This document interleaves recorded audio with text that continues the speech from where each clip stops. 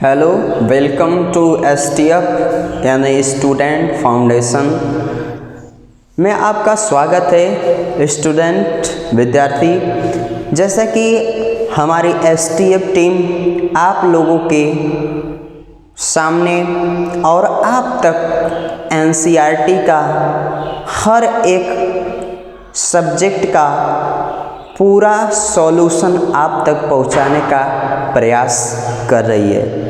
बस आपका एकमात्र सपोर्ट की आवश्यकता है। तो हमारा वीडियो कल कक्षा 10वीं के साइंस यानी विज्ञान पर पहला चैप्टर रसायन विज्ञान से यानी केमिस्ट्री से आप लोगों ने देखा, जिसमें हमने बताया रासायनिक समीकरण क्या होते हैं, अभिक्रिया क्या होती है।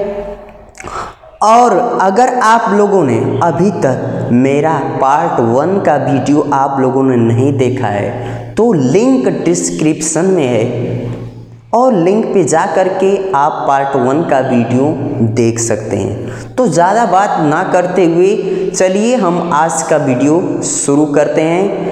तो बता दें कि हमने कल बताया था समीकरण को लिखने की विधि, और उस विधि में हमने 3 पॉइंट आपको बताए थे और मैंने पूरा व्हाइट बोर्ड के माध्यम से मैंने पूरा एक्सप्लेन किया था और मैं बोला था कि आप इसका स्क्रीनशॉट ले सकते हैं और आप अपनी नोट में इसको लिख सकते हैं। तो चलिए अगले स्टेप पर आज हम बात करते हैं कि रासायनिक समीकरण में अगला हमारा स्टेप क्या है। थोड़ा सा पिछले स्टेप पे हम चर्चा कर लेंगे कि वो 3 पॉइंटें कौन कौन सी थी। तो वो 3 पॉइंटें, पहली पॉइंट थी कि जो तत्व हैं उनके प्रतीक हमें ज्ञात होने चाहिए, चाहे हाइड्रोजन हो, सल्फर हो, क्लोरीन हो, टीन हो। टीन का प्रतीक Sn होता है। तो ये सारे जितने एलिमेंट हैं पीरियोडिक टेबल के माध्यम से आप उसको लर्न रख सकते हैं। और हमारा एक वीडियो पीरियोडिक टेबल और एलिमेंट्स पे अगली वीडियो में हम आप तक पहुंचाने का प्रयास करेंगे। तो पहले हमें प्रतीक ज्ञात होने चाहिए। तो पहला पॉइंट उसमें हमने बताया था कि तत्वों के प्रतीक ज्ञात होने चाहिए। और दूसरा पॉइंट हमने बताया कि जो जितने तत्व होते हैं उनको उनके परमाणुविक रूप में लिखते हैं। जैसे कि आपका ऑक्सीजन है O2 यानी ये परमाणुविक रूप है, हाइड्रोजन यानी आपका H2 और क्लोरीन आपका जैसे Cl2 आपको दिख रहा होगा स्पष्ट, O2 H2 Cl2। यानी दूसरा पॉइंट हमारा है कि जो तत्व हैं उनको परमाणुक रूप में हम दर्शाते हैं। और तीसरा पॉइंट हमने क्या बताया था कि जितने भी तत्व हैं उनके प्रतीक के साथ साथ हमें उनके परमाणु क्रमांक भी याद होने चाहिए। तो इस तरह हमने 3 पॉइंट आपको कल बताए थे। तो चलिए हम उन्हीं पॉइंट को लेकर के नेक्स्ट स्टेप पर हम आज बात करते हैं कि और समीकरण में क्या क्या चीज़ें होती हैं और एक हमारा समीकरण कैसे तैयार होता है। और हमने समीकरण के बारे में भी बता दिया था कि समीकरण कितने प्रकार के होते हैं। तो चलिए ज़्यादा समय ना लेते हुए आज का वीडियो हम शुरू करते हैं। तो आप देख रहे होंगे स्क्रीन पे कि समीकरण या ढांचा समीकरण लिखना।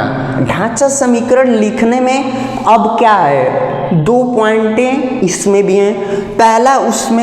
पहला पॉइंट क्या है कि हमारा जो समीकरण है उसके बीच हम प्लस यानी एडिशन का चिन्ह दर्शाते हैं। इसके माध्यम से हम 2 प्रोडक्ट के बीच जो क्रिया होती है उसको हम प्लस के चिन्ह से डिनोट करते हैं, निरूपित करते हैं, दर्शाते हैं। और दूसरा पॉइंट हमारा है कि ये जो प्रोडक्ट बनते हैं उसके बाद हमारी आती है एरो की बारी, यानी जो प्रोडक्ट इन दोनों तत्वों से मिलकर तीसरा प्रोडक्ट जब बनता है तो उसको हम एरो के माध्यम से दर्शाते हैं। और समीकरण में दो चीजें होती हैं, एक होता है अभिकारक और दूसरा होता है उत्पाद। पहला क्या होता है? अभिकारक, दूसरा उत्पाद। यानी अभिकारक क्या चीज है? जो उस क्रिया में, यानी जो अभिक्रिया में भाग लेने वाले पदार्थ को हम अभिकारक कहते हैं। और दूसरा उत्पाद क्या है? प्रोडक्ट। प्रोडक्ट यानी उत्पाद। उत्पाद क्या है? जो अभिक्रिया के फलस्वरूप जो प्रोडक्ट हमारा बनता है वही उत्पाद है। तो समीकरण में ये अभिकारक और उत्पाद दो चीजें हैं। और हमारा पहला पॉइंट है कि दो तत्वों के बीच हम प्लस चिन्ह का उपयोग करते हैं। और दूसरा पॉइंट है कि हम उन उत्पाद जो बनता है उसको एरो से डिनोट करते हैं। और इसमें जो है उत्पाद और अभिकारक दो चीज़ें इसमें, जैसे हम एक एग्जाम्पल लें, अगर कल मैंने बताया था Mg प्लस O बराबर आपका यहाँ से आपका Mg प्लस O आपका यहाँ से बनाएगा प्रोडक्ट MgO, जिसमें आप देख रहे हैं कि ये प्लस चिन्ह आ गया और ये एरो भी आ गई। और ये देखिए हमारा एक समीकरण यहाँ पे आसानी से लिखा गया। इसमें हमें लिखने में कोई दिक्कत नहीं। यहाँ प्रतीक हमारा याद है, मैग्नीशियम, ये ऑक्सीजन है, ये क्रिया कर रहे हैं दोनों तत्व मिलकर के, प्रोडक्ट हमारा निर्माण कर रहे हैं मैग्नीशियम ऑक्साइड। ये प्रोडक्ट हमारा बन रहा है। तो हम अब समीकरण ढांचा में जाना कि हमें प्लस का चिन्ह यूज करना है, एरो लगाना है। और इसके साथ आगे जब बात आएगी तो हमारा जो है समीकरण को संतुलित कैसे करते हैं। तो चलिए आज इन दो पॉइंट को लेकर के एक उदाहरण हम लेते हैं, जिससे आप लोगों का डाउट जो है बिल्कुल क्लियर स्पष्ट हो जाएगा। वीडियो को थोड़ा ध्यान से देखें और पेन कॉपी साथ में रखें। और किसी प्रकार का डाउट हो तो कमेंट बॉक्स में ज़रूर लिख भेजें, ताकि हमारे एसटीएफ टीम आपको बेहतरीन एक्सप्लेन आप तक पहुंचाने का प्रयत्न रहे। और हम इस वीडियो अच्छा लगे तो एक लाइक ज़रूर करें। और चैनल को अगर अभी तक आप लोगों ने सब्सक्राइब नहीं किया है तो please subscribe my channel STF student foundation, जो आपके इस एनसीईआरटी पैटर्न का सॉल्यूशन आप तक पहुंचाने का प्रयास कर रही है। तो चलिए उदाहरण के माध्यम से समझते हैं कि हमारा जो समीकरण है, हमारा समीकरण का ढांचा है वह क्या है। पहला तत्व हम लेते हैं जिंक। जिंक आप जानते हैं, हमेशा बोलचाली की भाषा में सुनते हैं, खेतों में हमने जिंक यूज करना है, जिंक डालना है, तो वही जिंक है जिसका प्रतीक क्या होता है? Zn। प्रतीक क्या है? Zn।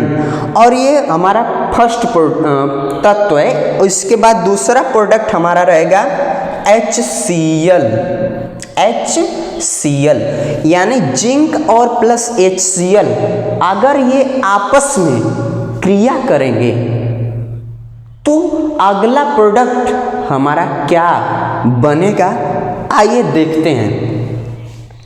तो जब ये जिंक प्लस हाइड्रोक्लोरिक अम्ल, ये HCl आपका होता है हाइड्रोक्लोरिक अम्ल है, एसिड जिसको अम्ल कहते हैं। एसिड वे पदार्थ होते हैं जो स्वाद में खट्टे होते हैं, उसे हम एसिड कहते हैं। आगे हमारा अगला चैप्टर मिलेगा अम्ल क्षार पे, उस पर चर्चा की जाएगी। तो ये जो दो प्रोडक्ट हैं, हमने प्लस का चिन्ह यूज किया, उसके बाद हमने एरो लगा दिया। यहाँ तक क्लियर है। समीकरण को लिखना और उसका ढांचा हम बताने का प्रयास कर रहे हैं, समझाने का प्रयास कर रहे हैं, तो वीडियो को थोड़ा ध्यान से देखें। इसके बाद जो हमारा प्रोडक्ट क्या बनेगा, यहां से बनेगा ZnCl2, यानी ये प्रोडक्ट क्या बन गया, जिंक क्लोराइड। ये जो प्रोडक्ट दोनों आपस में अभिक्रिया करने के दौरान तीसरा प्रोडक्ट अभी जो फिलहाल बना हमारा, क्या बना, जिंक क्लोराइड। और जब अम्ल है इसके साथ और ये जिंक है, तो दोस्तों जब अम्ल और किसी ठोस पदार्थ पे जब गिराते हैं तो शायद उसमें कुछ गैसें निकलती हैं, तो यहाँ गैस भी साथ साथ बनेगी। और वो कौन सी गैस होगी, हाइड्रोजन गैस होगी। कौन सी गैस, हाइड्रोजन गैस। तो ये प्रोडक्ट के आगे प्लस चिन्ह का हम प्लस चिन्ह के साथ उस गैस को भी हम यहाँ दर्शाएंगे, लिखेंगे। तो आपको वीडियो में स्पष्ट दिख रहा होगा। तो यहाँ पे बनेगी हमारी गैस H2, यानी यहाँ से एरो हम ऊपर कर देंगे। इससे हमें स्पष्ट हो रहा है कि हाइड्रोजन गैस जो है मुक्त हो रही है, निकल रही है। तो पहला एग्जाम्पल ये हमारा था, समीकरण का ढांचा लिखना। तो आशा करते हैं ये जो रासायनिक अभिक्रिया एवं समीकरण है उसमें मोस्ट इम्पॉर्टेंट जो है कि रासायनिक समीकरण को कैसे लिखते हैं, कैसे उसको बैलेंस करते हैं, आप इस उदाहरण के माध्यम से समझ रहे होंगे। और हमारा पूरा प्रयास है कि आप तक स्पष्ट एक्सप्लेन पहुंचाया जाए। तो फिलहाल आज के लिए इतना ही। Thanks for watching and press the bell icon, see get more notification. धन्यवाद।